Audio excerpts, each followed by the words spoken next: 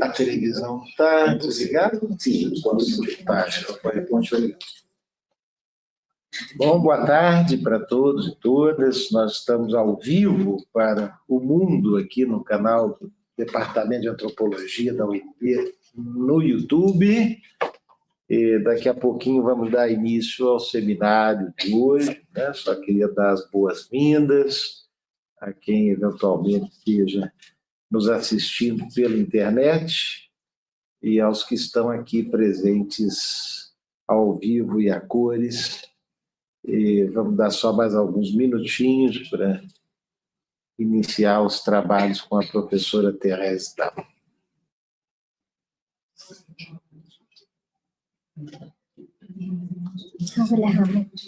Começando. Não, que você apresenta lá. Eu só agora também ritual tá, ele vai ligar. Vamos ir à internet. A internet está a transmissão, né? Já vem.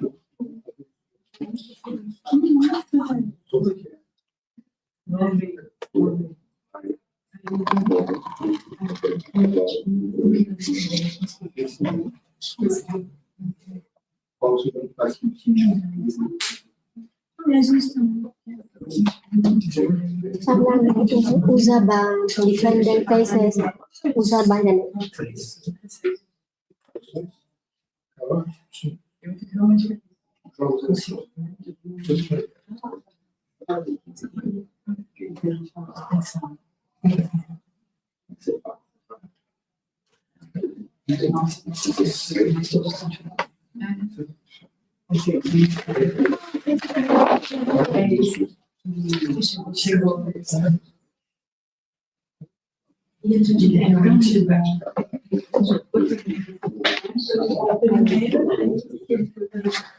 A primeira vez que eu já estava sem contar, né?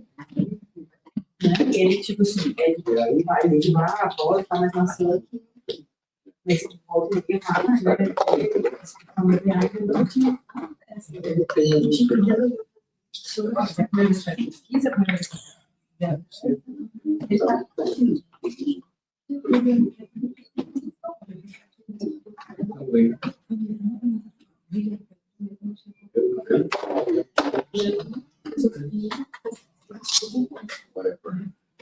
desse jeito. E aí, então, uma solução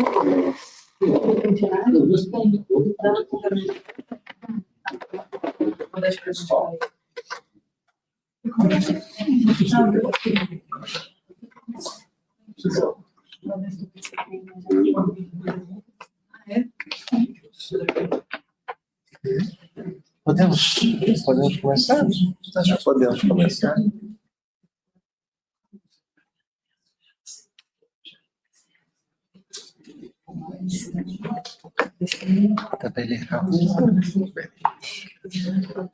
Bom, então, com licença, boa tarde novamente para todos e todas. E nós estamos hoje aqui num seminário conjunto, que é um seminário do DAN, e do Laboratório de Estudos das Economias e Globalizações, o LEG, e temos o prazer de receber uma colega de Timor-Leste, da Universidade Nacional de Timor-Leste, a professora Therese, aqui ao meu lado, com quem nós já temos desenvolvido alguma interlocução há bastante tempo, e conhecemos a professora Therese lá em Timor, nos eventos acadêmicos de lá, em especial da Timor-Leste Studies Association, e já há mais de década, e temos contado com ela aqui nesses dias, numa visita técnica, uma missão de intercâmbio. Ela chegou já há um mês, né? Pegou esse período pouco movimentado aqui das férias, né? Mas teve ocasião de de trabalhar um pouco conosco aqui nesse período, e agora, no início do semestre, nós a convidamos para fazer esse seminário. E agradeço aqui ao professor Luiz Eduardo, nosso chefe de departamento, a professora Juliana Braz Dias, a coordenadora do seminário, né, que acolheram a proposta de fazer essa apresentação, que é a primeira desse novo ciclo de semestre dos seminários do DAN, né, fazendo aqui uma abertura, e que já terá na semana que vem também, já fazendo propaganda, outro evento dos seminários do DAN, né, com a professora Rosane Pinheiro Machado.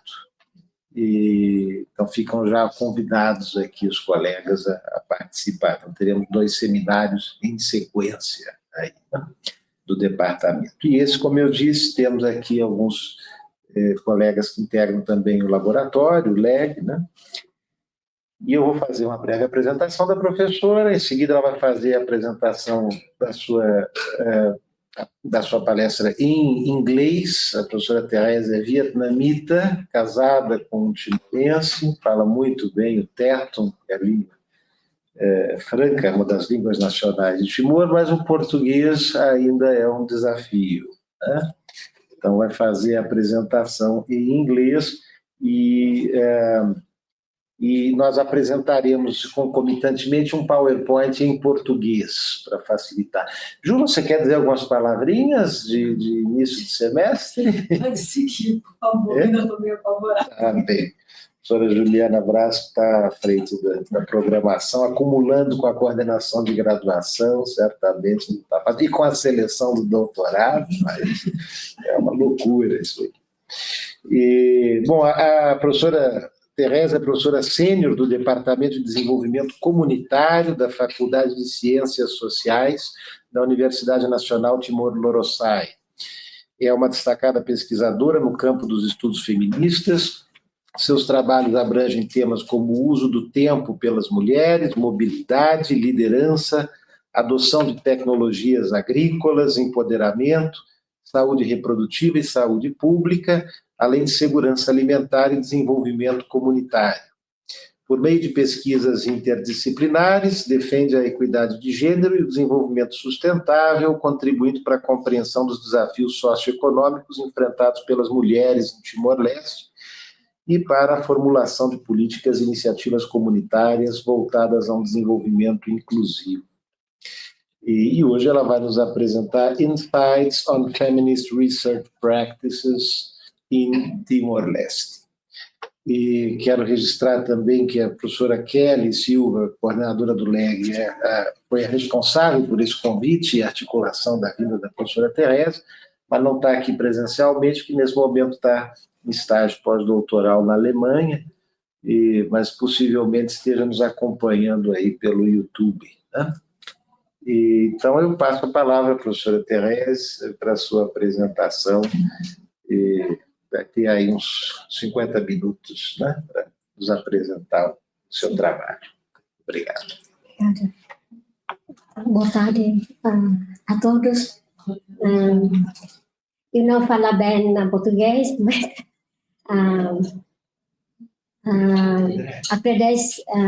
agradeço o convite organizado pelo professora Kelly, com professor Sapota, professor Daniel, para mim tenho oportunidade para se apresentar no este seminário. Vou falar inglês.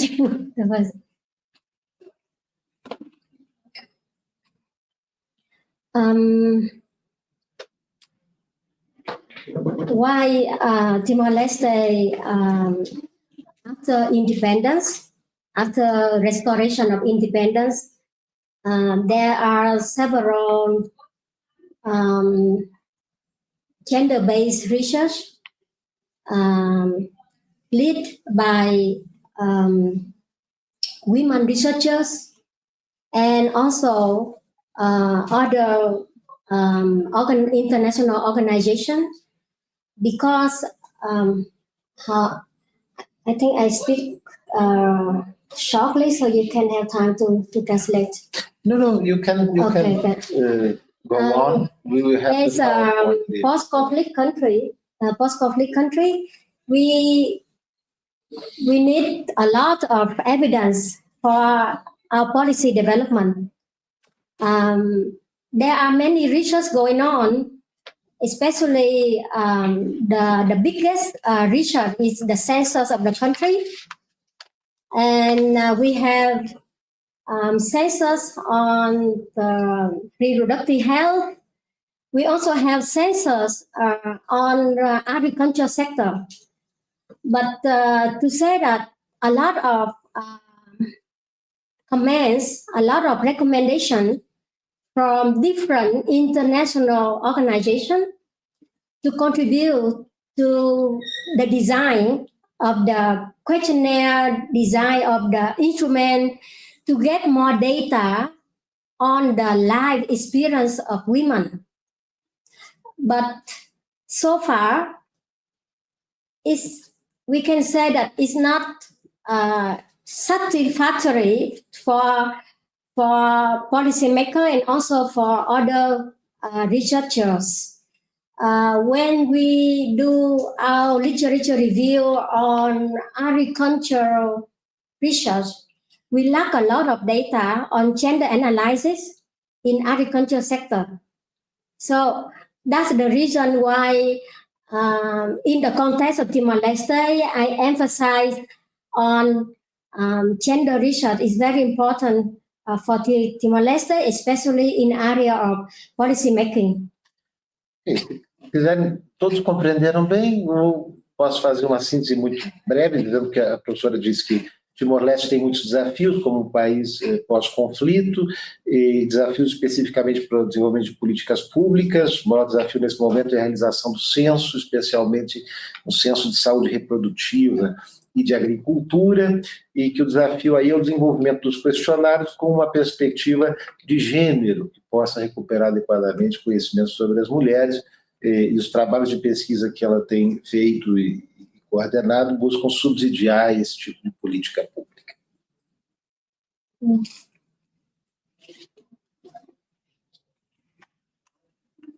So, to begin with the concept of feminist methodologies, I will briefly explain from the concept of epistemology. Epistemology asks what counts a valid knowledge. Methodology asks how research should be designed. Methods are more practical tools, such as interviews, surveys, FGD, participant observation. However, traditional methodologies, epistemologies, and methods, sometimes they ignore the women knowledge by showing bias towards male perspective. So feminist methodology will ask deeper questions like who experience are treated as evidence, which power relation structure the field, how do identity, class, race, ethnicity, age, ability, and sexuality shape the data. Will the findings reproduce domination or support transformation? So therefore, there is no single method that makes the research feminist, but the framework, the purpose are the one determine the feminist research.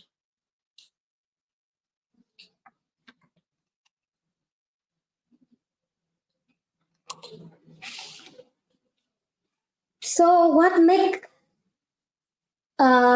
research as a feminist?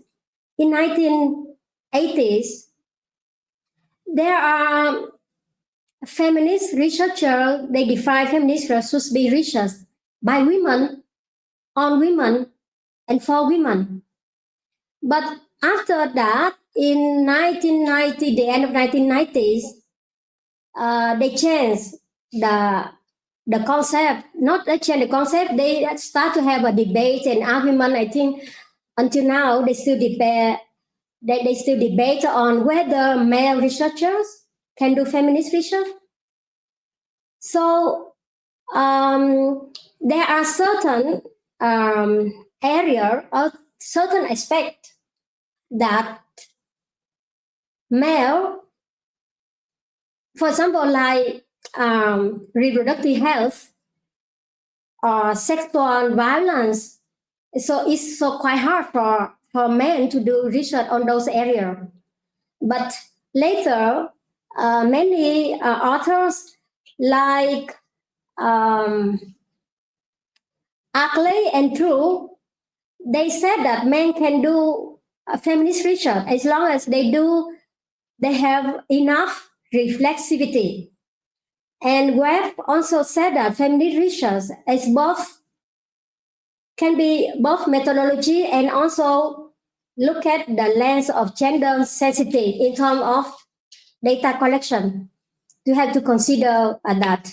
So feminist research, later on people start more open. They said that men can do feminist research, not only on women. For women, later I will present the feminist participatory action research.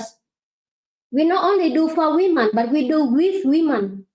So the research can be used for social transformation, for the women take action about their own life. So I will present that on the other slide. But so here, feminist research should be centered on life experience of women. And feminist research also criticize the concept of objectivity. There's no neutrality in feminist research. You can say that it will be biased, a bias for the good of the women. But it's difficult to say that feminist research should be objectivity. So that is criticize objectivity. So it's seeking for transformation. And of course, it challenges the patriarchy system. And not only women researchers challenge the patriarchy system, but men also can challenge the patriarchy system because patriarchy is also create a lot of disadvantages for men as well. You do translation? Acho que não é preciso traduzir, porque está traduzido no PowerPoint.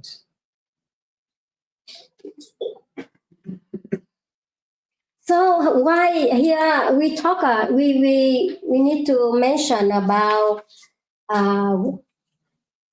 global South feminists or developing countries feminists who criticize the global South feminists, like they treating the Southern countries women as a passive victims, as the beneficiary of the development. So development research can reproduce colonial power when local people are treated as the objects of the study, or rather than they are the terrorists, they the one create the theories of their own lives. So global South research will respond to produce knowledge from the crowd. The knowledge should be situated, historical, multi-language, and accountable to the community.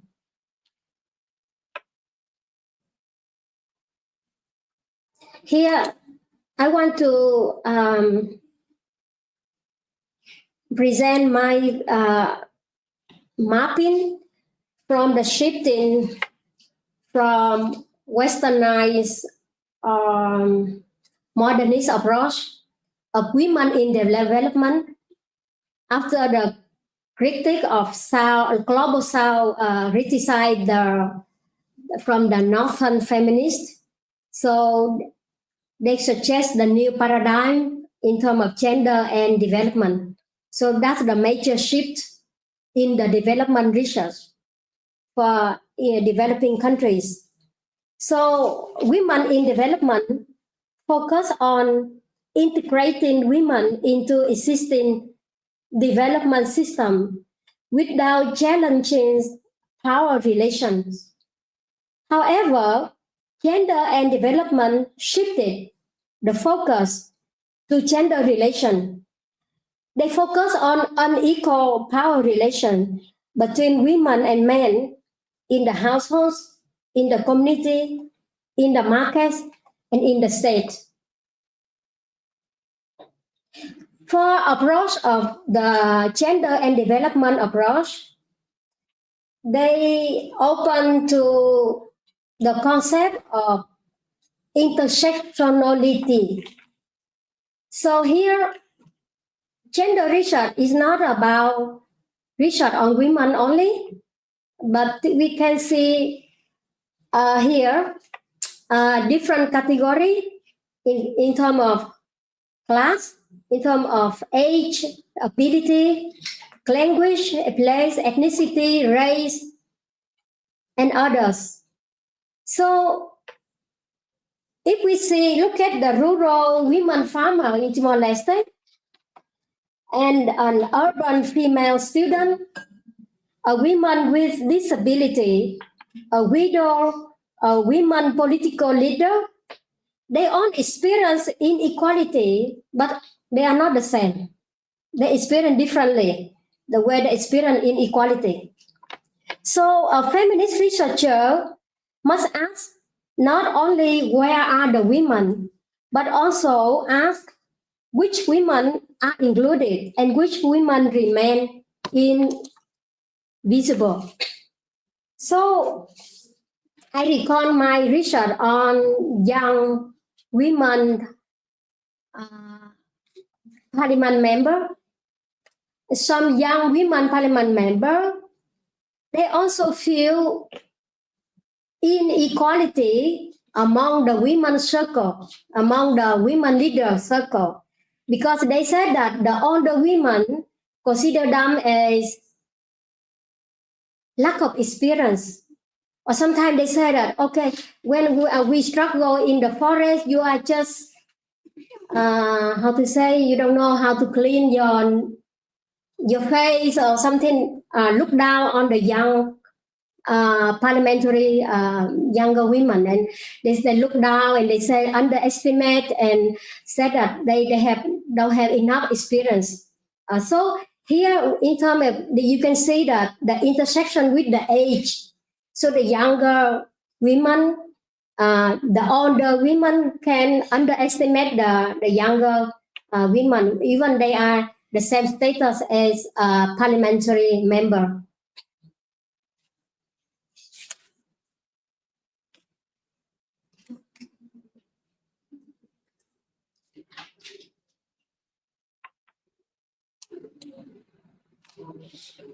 So in terms of research design, we also face a lot of bias in research design, or even not only research design, but in terms of implementation of policy or policy intervention. Usually, the topics, the donors, or even the government they chose to fund is very sexist or elitist topic. Topics like technologies, law, education, health, infrastructure, they receive easy to get fund from the government, but not the topic like gender or feminist research, not easy to get fund from the government fund.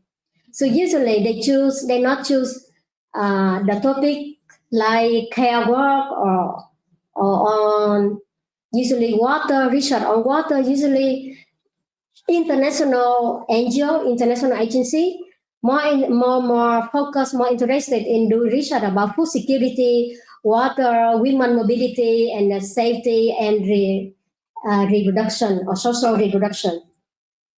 And sometimes the bias in research design or the way we do the interview or collection data, male-only respondents, false objectivity.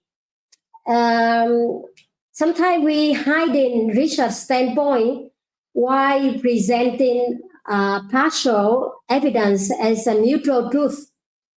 And we do over generalization, applying theories derived from men and from the global north to the women's lives without well adaptation.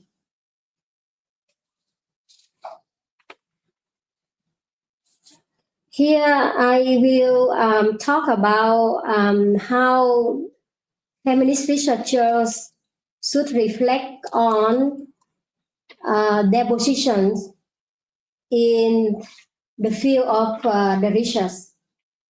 Objectivity is strengthened when the researcher explains the condition of knowing. The condition of knowing is mean the researcher identity, the researcher education, the researcher motivation, the researcher class, the researcher nationality, gender, skin, color, language, institutional affiliation. That all can affect the access, the trust, and also the interpretation of data.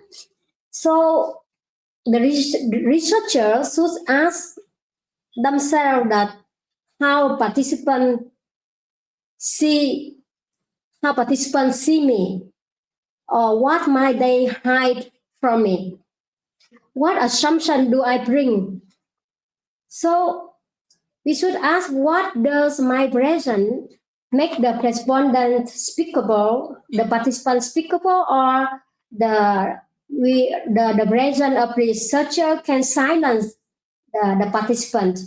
How will participants review or challenge or co-interpret the findings? So that's why in 1990s, the feminist feminist research authors, they like I just mentioned that the process of reflexivity is very important, especially for both male and female. Especially male, they have to do a lot of reflexivity when they do feminist research to make sure that their presence not silence the participant.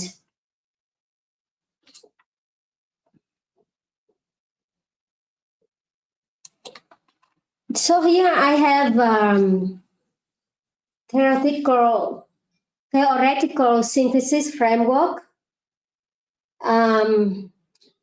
based on the 4 important core pillars of feminist social science. First, the first principle is rejection of value neutrality. So they reject the positivist objectivity because this approach often hides male-centric agenda.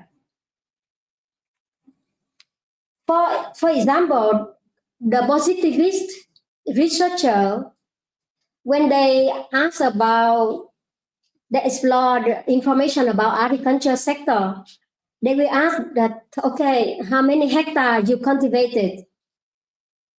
How much is your household income? What is the quantity of your harvest? But for the feminist researcher, they may ask the question like, who actually performed the agricultural labor? How much unpaid work do the women perform?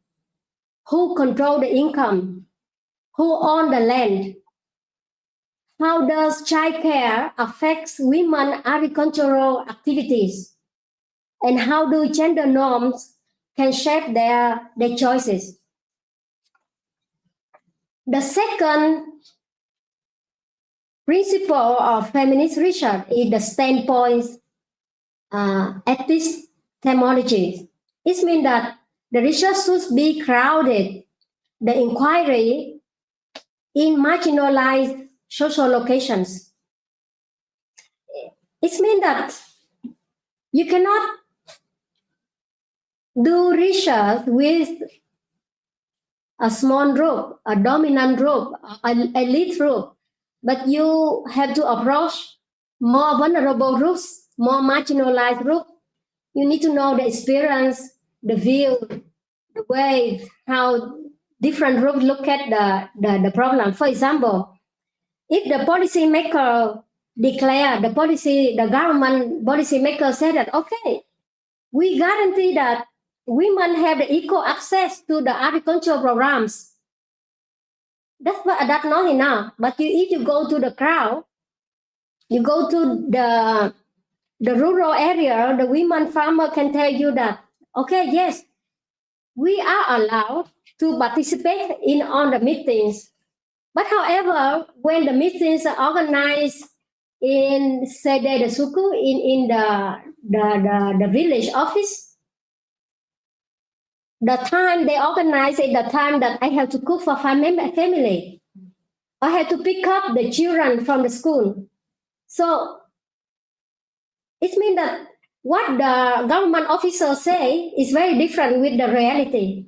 That's why feminist research should be crowded in location that where the voice come out from there. Usually we say that rural, distant, marginalized, or different vulnerable groups. So the third principle is the co-creation knowledge, that you have to treat the participants as active collaborators rather than the research objects. It's not about collect the information, writing your paper, publish your paper, and that's it. Because actually, I did one evaluation about water and sanitation projects that also collaborate with experience of women.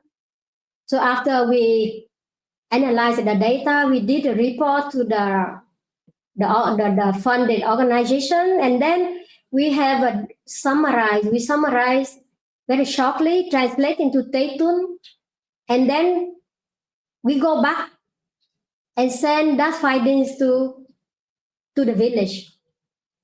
And to do that, you need a lot of effort in terms of planning, logistic planning.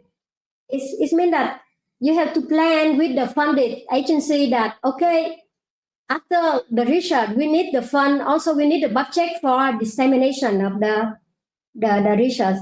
And if you can negotiate that, I'm sure not on the international agency accept that, but of course some accept, and I did that. We disseminate, and the research go back to the community. But I also saw the other researchers, they do very good in terms of after interview, after doing ethnographic research, they let the participant become their co-author in their publication. It's also a practice of we recognize the knowledge from our participants, but they are not object of the research.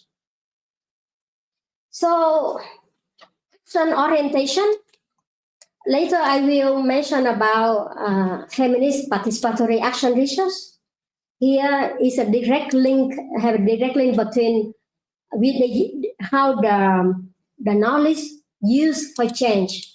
And now I see different groups in Timor-Leste, they do this, like Asia Foundation, they organize the groups of women who are working with local NGOs. Sometimes they sit down together, they reflect, and they're looking for action. So they transform what they know to a real action in their own local NGO. So I think even though it's not there are not many activities like this, but there are some already implementing this principle.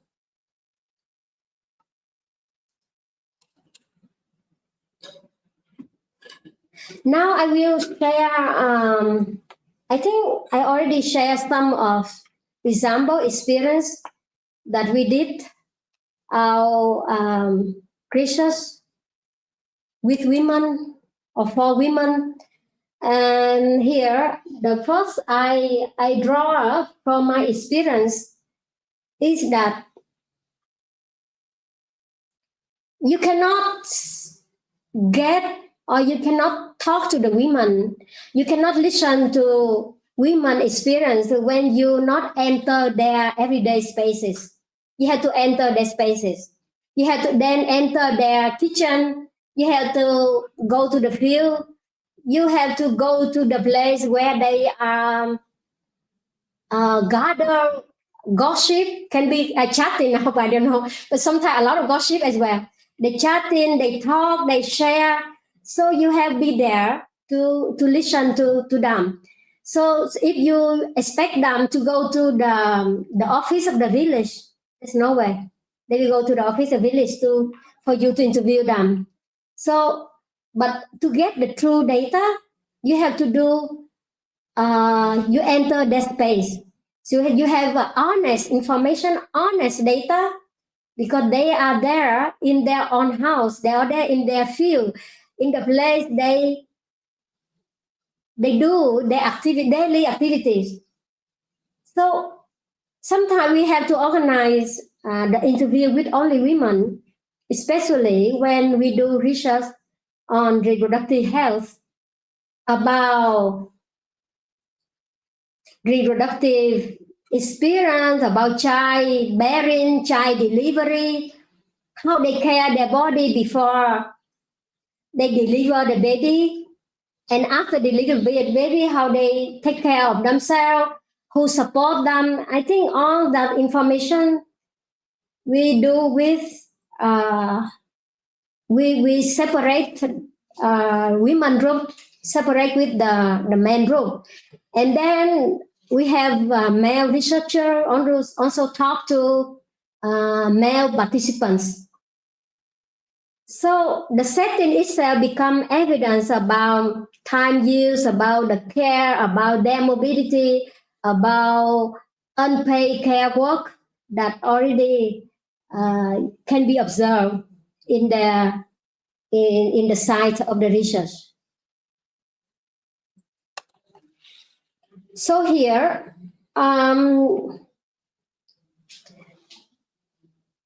in terms of measure the indicator, I think indicator also very political. You need to look beyond counting women. And sometimes we are quite proud to count that, okay, we have 38%, 38% o 40% de mulheres são deputadas. However, the number cannot say much about the government can implement the activity, implement the policy that benefit the livelihood, benefit the welfare of the women. Because so far, international agency still responsible so much on the project, the program, water and sanitation.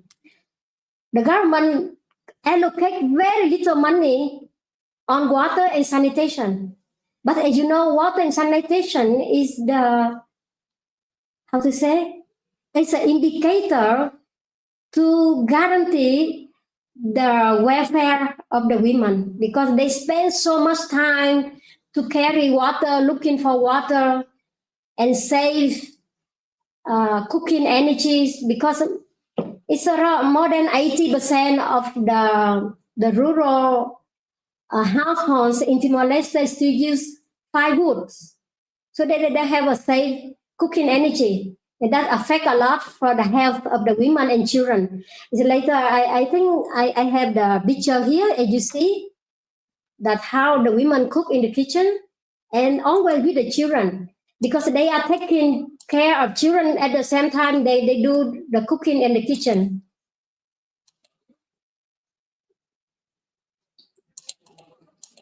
So the indicator of the feminist research is not just about counting women, but we need to look at their influence, their voice, their security, how they control their resources, how they get the respect from household member and community member, and how the power they make decision. So the concept of empowerment women is multi indicator, dimensional. Is include political, social, cultural, legal, psychological, political, and familiar.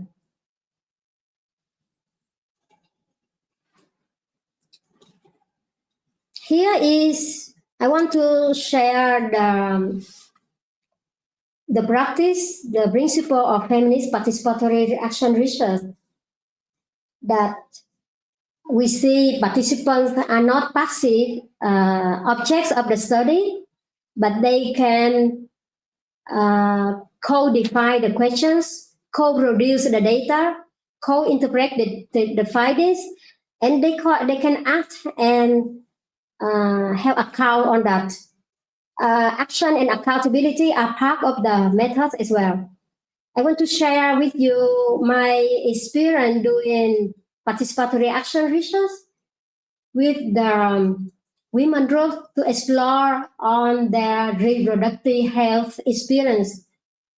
So we have time to prepare the group of women, include young, middle age, elder age, older age also, and we choose an active women who can read and can write. And then we do a short orientation to her to how to participate the group. And we are researchers, we don't participate in the discussion. We let the women, the young women lead the discussion. And we provide very guiding, simple question. Please explore, discuss on the issue, on the information, what the women eat before during the pregnancy, and what they eat after pregnancy, and how they take care of their body, who support them, who take care of them. What about, I think that's very simple questions, but we just let they manage and just give them time. And sometimes if they still not yet finished, sometimes we come and remind them the time is finished, but they can do that by themselves. They the one discuss, not guided by researchers. And let them discuss by themselves as long as the guiding question is very simple. And you will get a very, how to say, the data is really good. And then after that, we go back in the big group with the researchers. And then we start do discussion based on what they write on the flip chart, the information they get. And we ask them more questions. We call it follow-up question.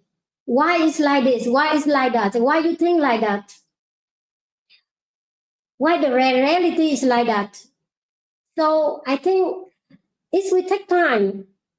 And also it's a pressure on subject as well. But if we have, we can do that. If possible, do that is very good method for the researcher can feel that they own the data. They are the one in the active position to cooperate with us as researchers.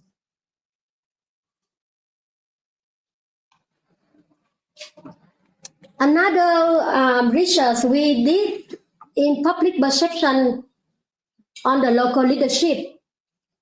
And in this research, we not completely, we do part of the principle of feminist participatory art research. We used to fictional vignettes of, we give the background of the female candidate and the background of male candidate, and then we let them choose. For example, the female candidate, their condition, their economic condition like this, their family support like this, their economic resource like this, their time is like that. And the male candidate is like this. He have economic resource. He join in many, private sector. They are, he's, he collector of coffee. He have money. He have car, he have transport, but the women candidate, she have experience of working in the community with the local NGOs. She know very well what the community need, but she doesn't have transportation. She doesn't have the family support. And then with two candidates, you will choose whom. And of course, majority of the group, we all organize the discussion. Majority, they choose male candidates. And then we ask the question to them to explore, to challenge their perception. Why the one who can respond to their needs, respond to the community welfare, but you don't choose, and why you choose men who don't have experience of involving and working with the community or voluntary working with community, because only he has money, he has transport, and but why you choose him, for example. And then with that discussion, we also raise their awareness about how to challenge their own perception. So that's the way we do our research with Alola Foundation and international agency who fund this research.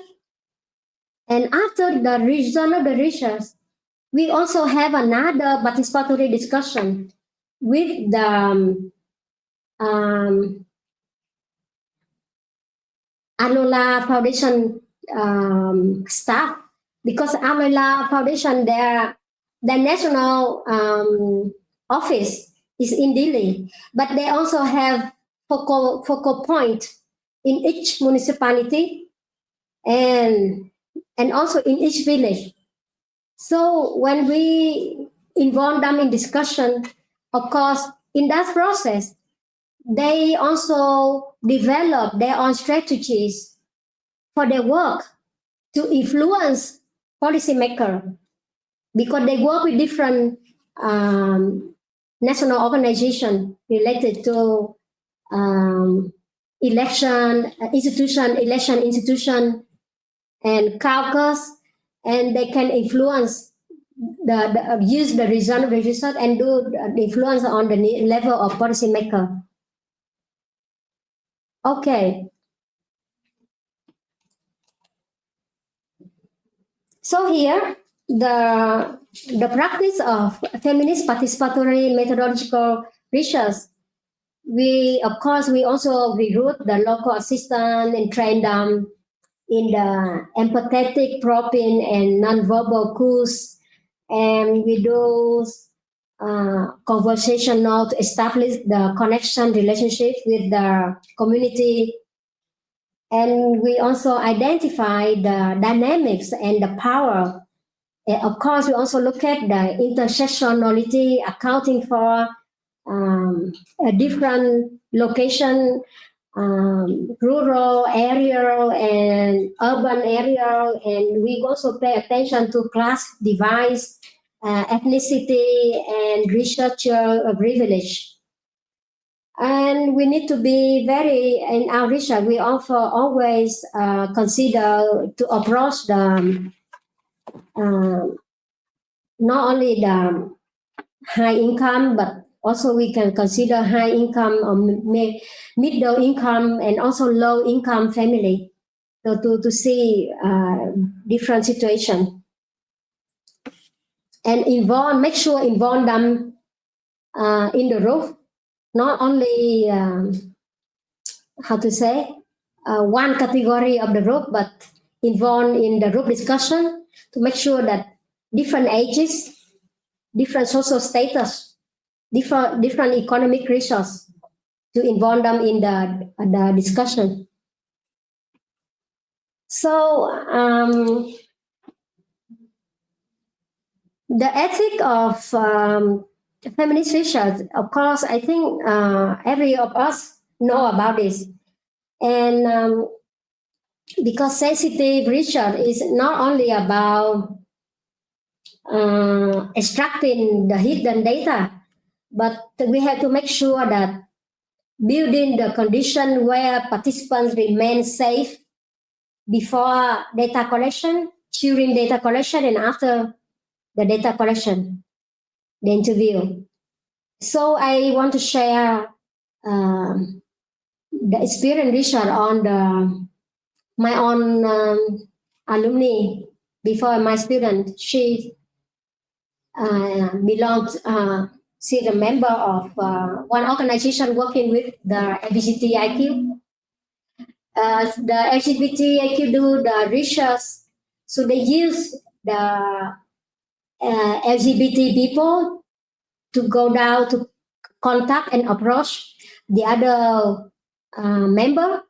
But sometimes I think they face a lot of difficulties to approach the LGBTIQ member, even though the identity of the researcher is the LGBTIQ themselves.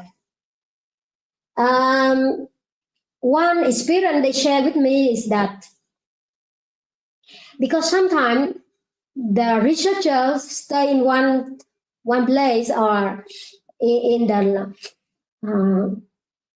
boarding house or in the hotel, and then the member will go there. They don't let the researcher go to the house to do the interview because it's not safe for them.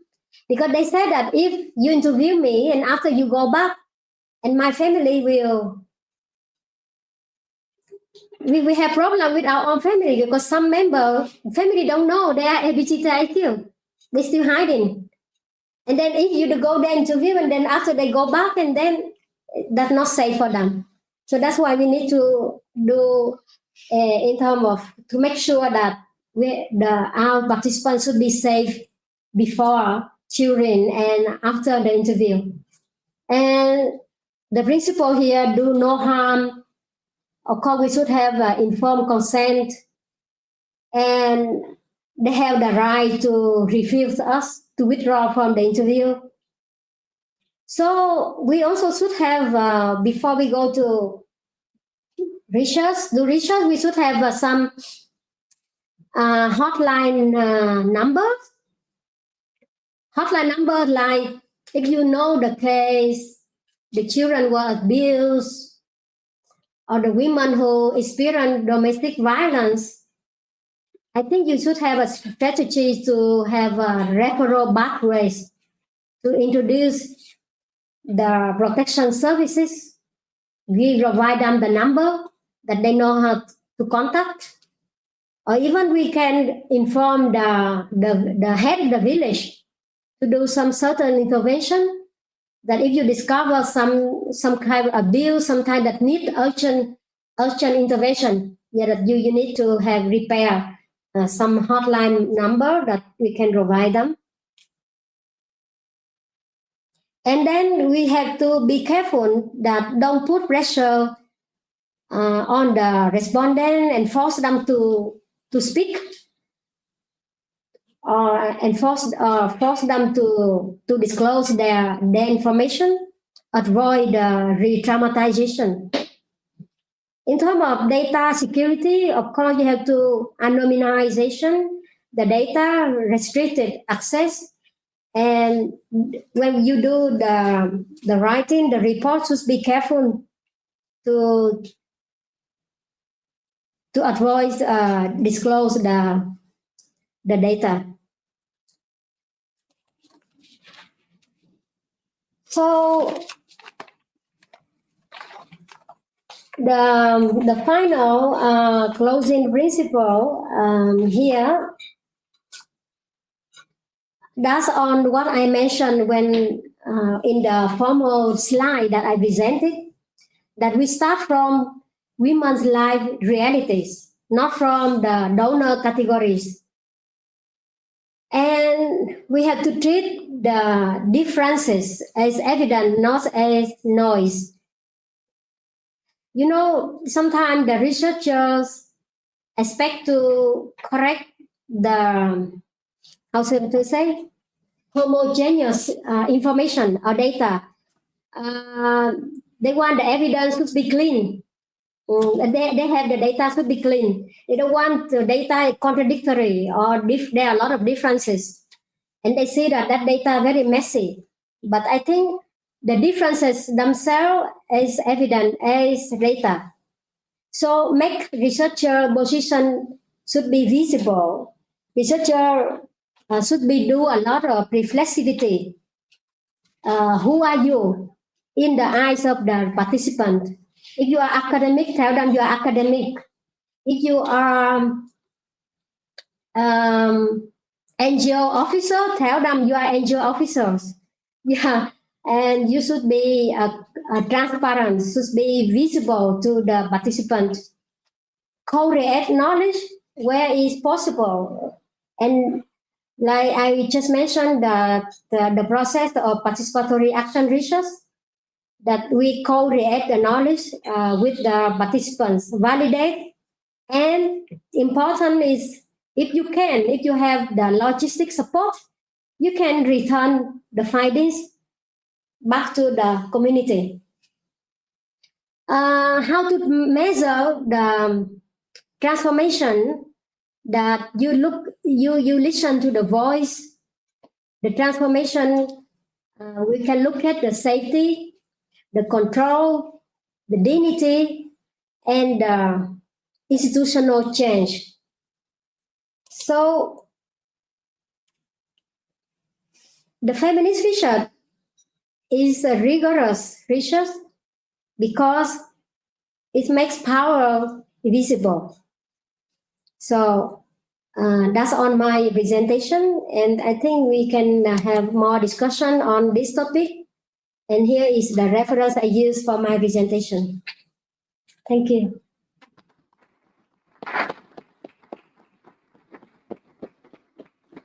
Muito obrigado, Therese. Acho que a apresentação que você nos trouxe deixa bem vivo o cenário de desafios, em especial das ciências sociais na Universidade Timorense, né, no mundo acadêmico timorense.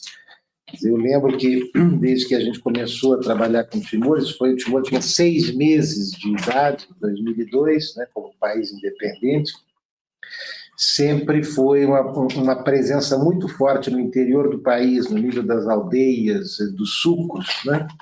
Sucos são uma unidade administrativa, um conjunto de aldeias, e uma presença muito forte de pesquisadores, né? A missão das Nações Unidas de administração transitória em Timor tinha espalhado muitos pesquisadores, era preciso levantar informações, e as ONGs, mais de 400 organizações não governamentais, à época internacionais, atuando em programas de desenvolvimento, também indo buscar informações.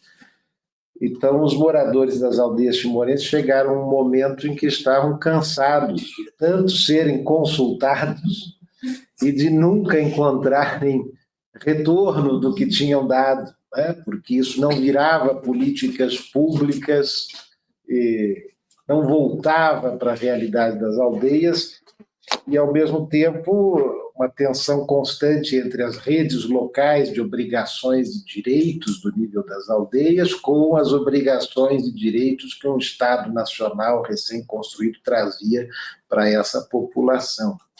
Então, é natural e muito bom ver que a universidade em Timor-Leste está preocupada em buscar ferramentas e formas de trabalhar junto com as comunidades locais, não é? E as pesquisas, usando ferramentas de pesquisa, inclusive, que são muito caras à antropologia, né? Mesmo em outras áreas há essa preocupação, e acho que certamente deve ter trazido boas questões aqui para os nossos participantes do seminário de hoje. Então, eu abro aqui o espaço para quem quiser colocar questões, para conversarmos sobre o que a Therese nos trouxe. Eu não sei se possível fizerem as perguntas em inglês, talvez seja mais fácil para a professora compreender, a gente pode traduzir também, sem problema. Miguel, diga lá, Miguel.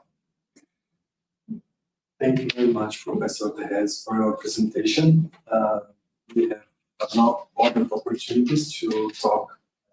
Last week we chat for a while, and I'm glad that you presented part of your work in the seminar today. In my personal experience doing research with feminist ideas in Timor-Leste, one thing that I am most impressed is that a lot of things that may appear obvious for us is not perceived the same way for our interlocutors in the field. For example, a few years ago, maybe 2 or 3 years ago, when I was doing research with Acompanhe, we were doing interviews with the judges on the municipalities.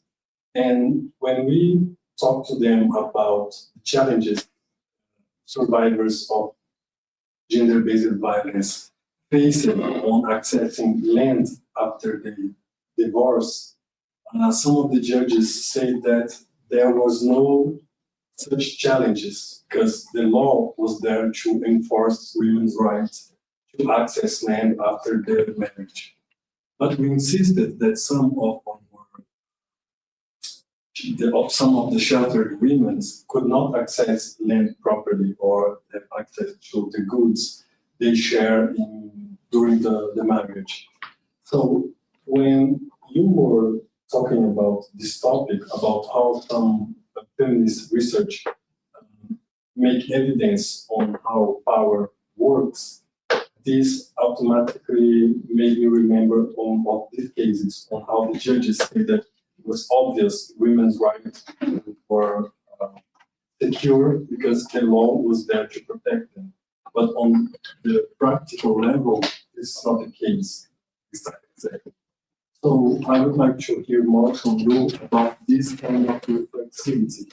Because if this reflexivity is not a part of our perspective as a researcher, we may not perceive things differently from what our interlocutors are saying in moments like the interviews or the FGD, for example. So if you could explain or explore more about this reflexivity and the importance of that on feminist research, especially when men or male researchers are doing research like that. Okay. We may take more questions and you answer them collectively. Yeah. Yes. Okay, just for the time. Vice Luis. Okay. Well, thank you. I don't know if to call you Therese or Tam. We are very formal here in Brazil. You can call both Tam as well. Yeah. Okay. So you said at the beginning of your presentation that feminist research presents or is based on a criticism on objectivity. But at the end of your presentation, you said, okay, if you do as I say, or if you do as we propose, we have a more rigorous, how am I say rigorous risk data or results or consequences, etc. So what's the difference between objectivity and a rigorous research? That's the first question. Yeah. The second question is, okay, Timor is not an old country as a nation. It's something very nearby. 20 years. 20 years. Okay, it's 25. it's almost a teenager. 24. 24. 24 anos. So Younger. younger adults. Yeah. So your research has, of course, some bias. And for instance, the equality is a value. So equality between men and women is an important thing to look forward. Okay, but how? And in the other part of your presentation, you said sometimes we have to ask the women questions in order for them to think conscious about their inequality. My question, how the idea of equality translates to the worldview of the woman? How Okay. the idea of Equality equality. translates to them, to the women. I think we may get the answers and then make a new round. Juliana, Kelly also is sent me a message with a question here. Maybe, I would say the next round. The next round, yeah, okay, we take 2 questions and then answer. Okay, for the first questions from Miguel about reflexivity.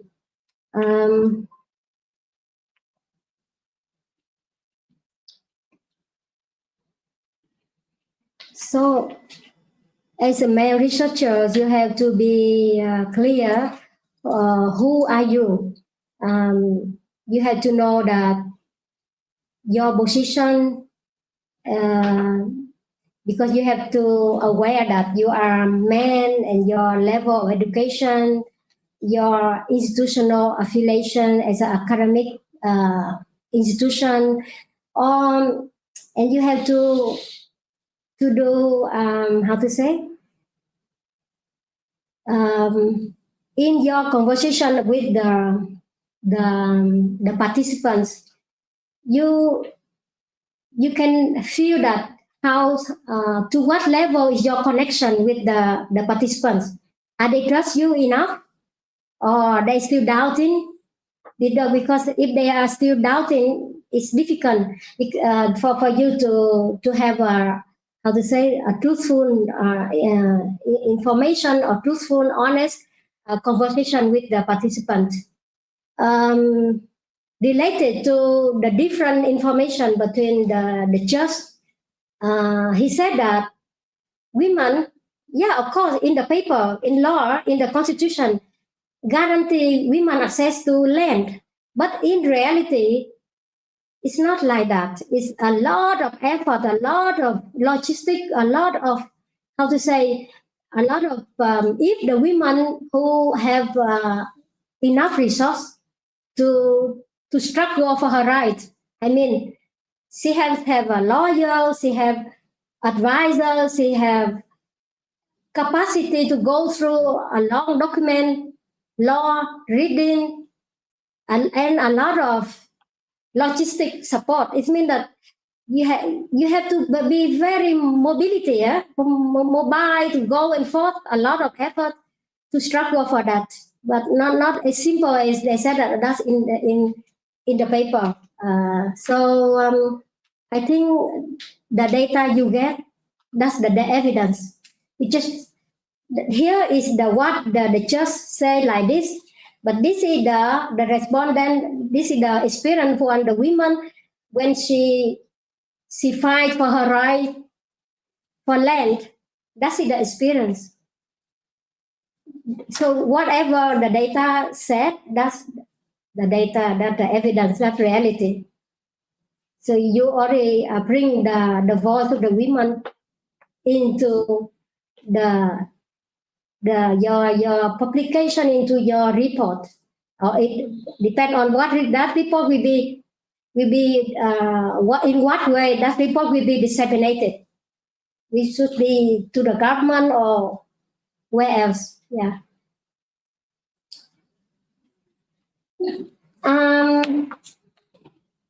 Objectivity. I need to look at the conclusion here.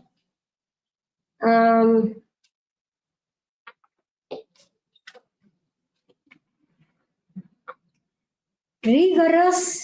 Maybe I think the term can be find another way to change this term, but I think rigorous here in terms of you get enough, not enough, but yeah, you get enough voice, different perspective from different groups from the community, but not only focus in one group of people. But when you do report, you do conclusion, you have to base on different perspective from different groups of the community. Maybe this rigorous here, you think that is like objective, positivist research. It's not like that.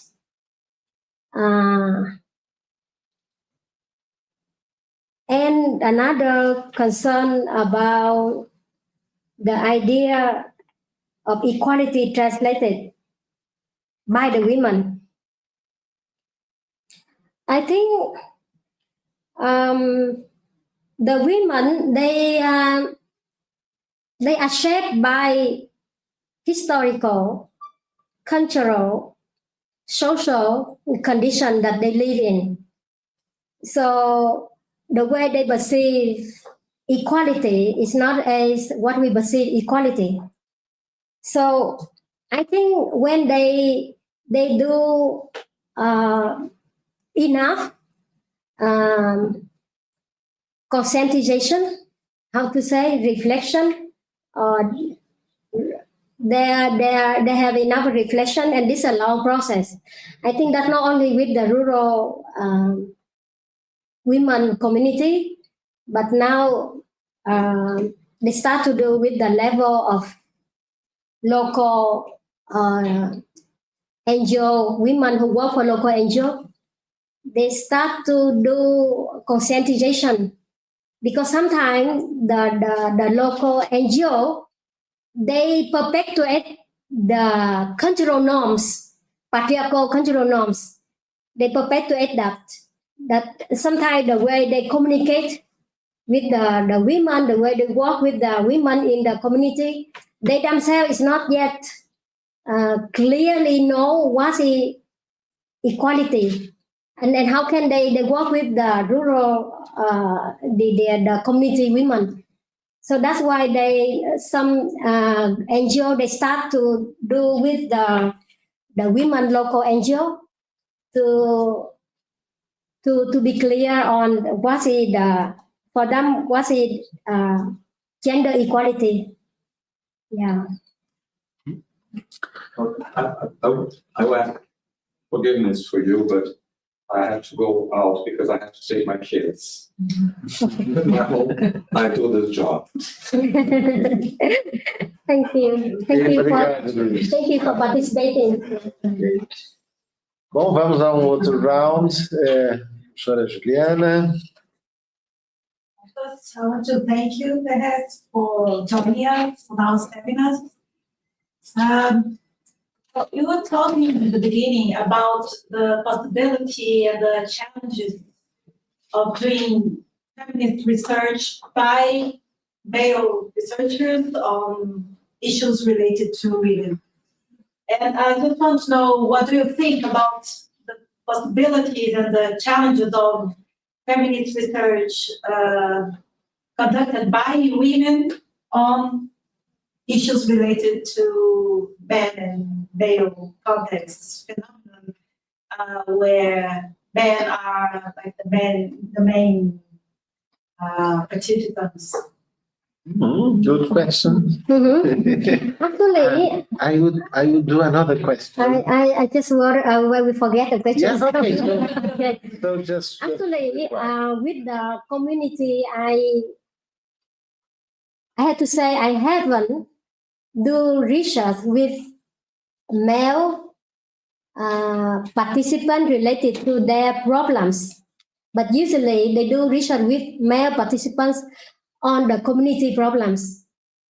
But in my discussion with my male students, usually in our class we have the discussion a lot with the student. We also divide male groups different with the separate male and female groups to do discussion.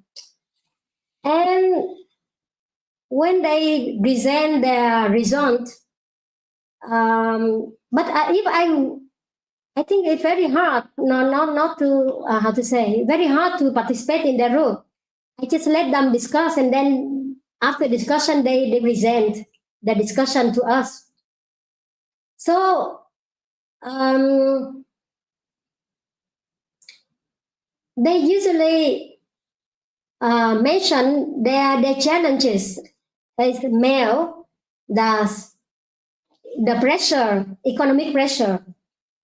They are the breadwinner of the family, and that's the pressure. And if they cannot fulfill that role as the breadwinner, the family and also community will look down on them. So they said that that's a pressure for male in the patriarchal system.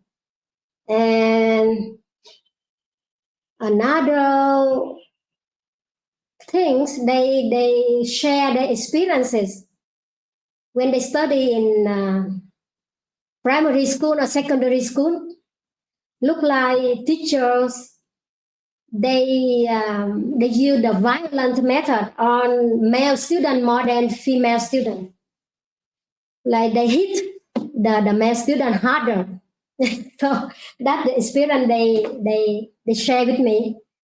And I think in the future I will think about that. I'm starting, and I started to research interview with the male researcher who do feminist research, or they do research on women and for women. So I'm starting to do. I think that's my plan for the future, to do this research. But I think not like what you mentioned. So far I more do research on women and for women, but with male not so much. Yeah. Ok.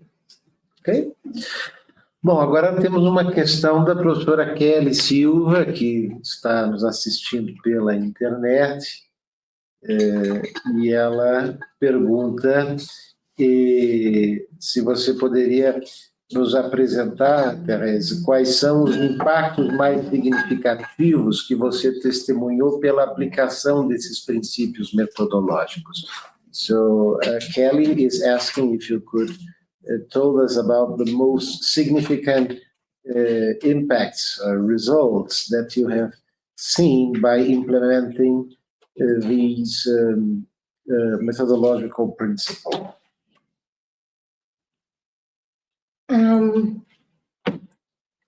Actually, we after the research, we don't do evaluation on the impact of our research, but you can see during the data collection, during the discussion, we can see the enthusiastic of sharing their experience with us. It means they trust the researchers, so they can share their story with the researchers. That's what we can see. And another impact, I think, is we have very rich data on the experience that we collected from different groups, women, elderly, children, and sometimes we have difficulty to collect the experience of the children because we have to do consent form, and their guardian, their parents have to sign the consent form to allow their kids to be interviewed. So sometimes it's quite hard to interview with the children, and sometimes we only have the informal conversation with the children. But I think the first impact is, I said, we have a good data that can represent the life experience of the women.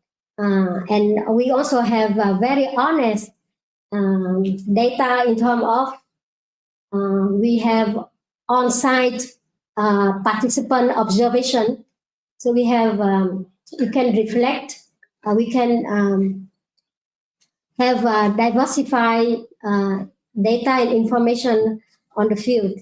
And also we can see the action from the local NGO who are they took part of the research. They also seriously to reflect on the data and have better strategies for their implementation of their activities and program. Okay. Yeah. Okay, thank you.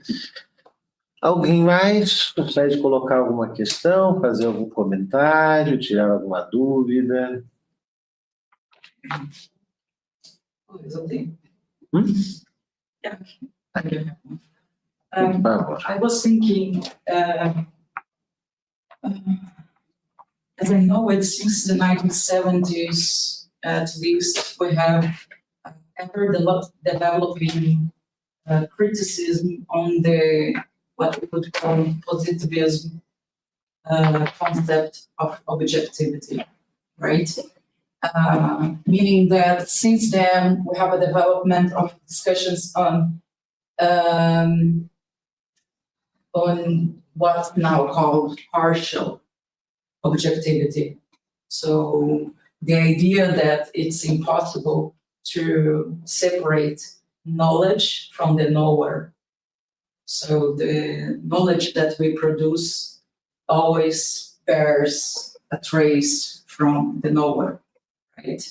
And I'm saying that because it seems to me that the feminist approach, as you presented to us, is talking about that, about recognizing that the knower or the researcher in this case produce an effect on the research he's developing, therefore also in the results of the research, and in this case in the data collected, right?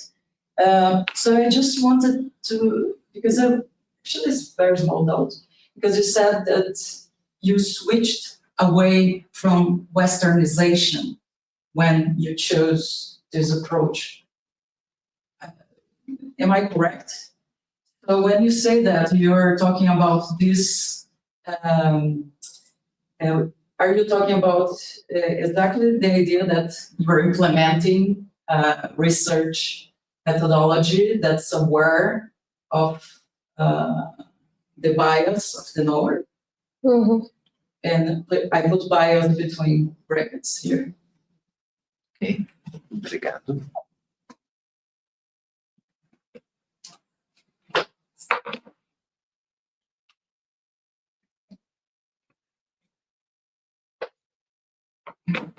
So the questions, your question is? It seems to me that because you implemented a different way of collecting data that's a community-based data collection. And it's also a methodology that acknowledges the partiality of the knowledge is because you're taking different results. I just want to understand if that's what you are calling the switch away from Westernization. You said something about switch away from Westernization, and I was just wondering what you meant.